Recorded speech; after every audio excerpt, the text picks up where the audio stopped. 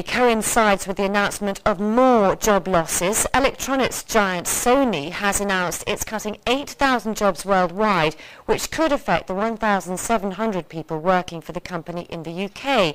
The latest job cuts come as a survey shows firms are taking a wait-and-see approach to recruiting new staff. Here's our business reporter Richard Scott. Over the last few months, the economic news has been virtually all bad, and today provided little cheer. Businesses are cutting jobs fast, and new vacancies are becoming harder to find. Employers say their hiring plans are the weakest for 15 years, with more businesses expecting to cut staff in the first 3 months of next year than expecting to hire them. This is going to be the worst situation we've seen, as I say, in 15 years. So there's going to be concern there for individuals about whether or not they're going to have a job to come back to in the first quarter of next year, and indeed what happens for the rest of that year. What will employment look like for the individual? I think that's the concern we're getting out of this survey. This morning, Sony announced it was cutting 8,000 jobs worldwide. The company employs more than 1,700 people in the UK, but we don't know if any of those jobs are under threat. Worries about jobs, though, are likely to be one of the factors hitting retail sales. The latest retail sales figures show the amount of money we spent in the shops in November was down by about 0.5% compared with a year earlier.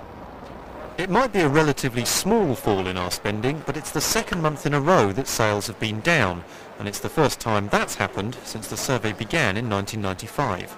Whilst we're still getting some growth for food, when it comes to things like clothing, furniture, big electricals, DIY goods, retailers are facing very, very tough times because customers are simply not spending on those things.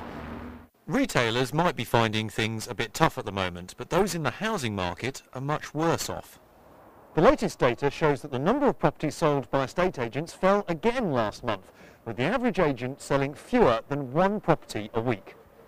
The industry did get some good news, though, with the amount of interest from buyers rising last month for the first time in more than 2 years. No such respite for manufacturing, though, which is also struggling badly. Figures out today showed output has now fallen for 8 months in a row, the longest losing streak for almost 30 years. It's the worst stretch of declines we've seen since the 1980s, and that confirms all of the worst fears that the manufacturing surveys have been suggesting, where again they've been harking back to the weakness of the 1980s. So an appalling set of numbers. All this bad news is likely to mean interest rates hit record lows next year as the Bank of England tries to boost the flagging economy. Richard Scott, BBC News. The funeral of a 15-year-old boy who was shot dead by police in Greece is due to take place this lunchtime. His death has